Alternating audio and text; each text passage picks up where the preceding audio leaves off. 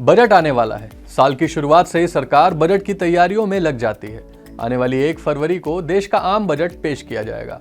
आम बजट आम नागरिकों के लिए काफी अहम है, क्योंकि इसी से आपका खर्च, आपकी कमाई पर लगने वाला टैक्स, जो चीजें आप खरीदते हैं उन पर लगने वाला टैक्स, ये सभी चीजें डिसाइड होती हैं। आपने पहले भी वित्त मंत्री को बजट पेश करते हुए तो सुना ही होगा। बजट पेश करते समय अक्सर revenue, fiscal deficit, inflation, GDP forecast, economic growth जैसे भारी भरकम शब्द सुनने को मिलते हैं, जिसे अक्सर इकोनॉमिक एक्सपर्ट ही समझ पाते हैं। तो हमने सोचा क्यों ना आपको भी आसान भाषा में बजट के मायने समझाने की कोशिश की जाए, क्योंकि आखिर बजट भी तो आपका ही है। और इसलिए हम लेकर आए हैं बजट क्लासरूम।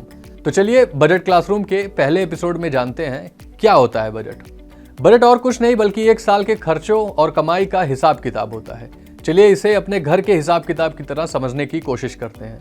आमतौर पर हम सब अपनी कमाई के हिसाब से अपना मंथली बजट बनाते हैं। इस कमाई में आपकी मेन इनकम शामिल होती है, इसके साथ ही अदर सोर्सेस से होने वाली इनकम भी शामिल होती है, मसलन आपकी सैलरी और रेंटल इनकम।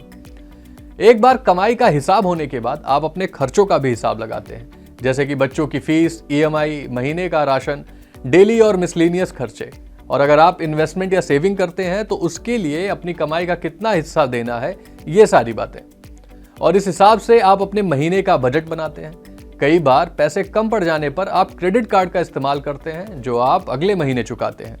इसी तरह सरकार भी साल भर के लिए अपना बजट बनाती है, जिसमें उसके खर्चों और कमाई का लेखा जोखा होता है। बजट एक तरीके से सरकार के साल भर के कमाई और खर्चों का आउटलुक होता है। बजट पेश करने का मेन मोटिव होता है कि सरकार के पास आने वाले साल के लिए कमाई और खर्चों का सही अंदाजा लगाया जा सके। साथ ही इससे यह भी पता चलता है कि क्या सरकार कमाई के मुकाबले कहीं खर्च ज्यादा तो नहीं कर रही है। अगर खर्च ज्यादा होते हैं तो जिस तरह आप क्रेडिट कार्ड का इस्तेमाल करते हैं, उसी तरह सरकार भी बाजार से लोन लेती है। जितना ज्यादा लोन सरकारी खजाने पर, उतना ही बड़ा बोझ, क्योंकि सरकार को इस पैसे पर ब्याज भी देना होता है।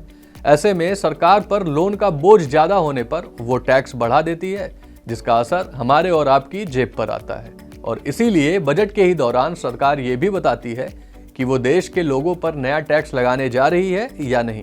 इसके साथ ही बजट में ये भी पता चलता है कि क्या सरकार में टैक्स में रियायत देगी। बजट आमतौर पर एक वित्त वर्ष के लिए पेश किया जाता है और इसमें सरकार एक प्रोजेक्शन तैयार करती है कि सरकार इस दौरान कितनी कमाई करेगी और उसे कहाँ खर्च किया जाएगा। लेकिन बजट बनाया कैसे जाता है? तो जिस तरह आप अपने घर का बजट बनाने से पहले अपने घर के सदस्यों से बातचीत करते हैं, किसी को इस महीने कहीं एक्स्ट्रा पैसे की जरूरत तो नहीं, या आप कोई छुट्टी तो नहीं प्लान कर रहे, या आपके रिश्तेदार के यहाँ शादी है, तो आपको इन सब कामों के लिए अलग से बजट की जरूरत होती है। आप उसके लिए अलग से बजट निर्धारित करते हैं।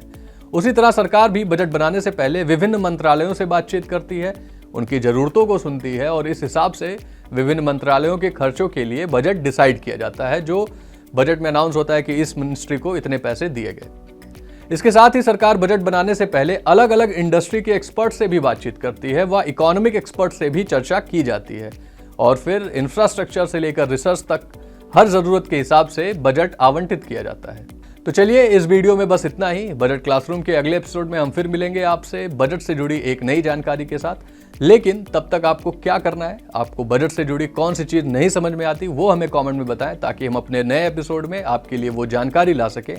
और अगर आपको ये इन्फॉर्मेशन यूजफुल लगी तो इसे अपने दोस्तों के साथ शेयर करना ना भूलें।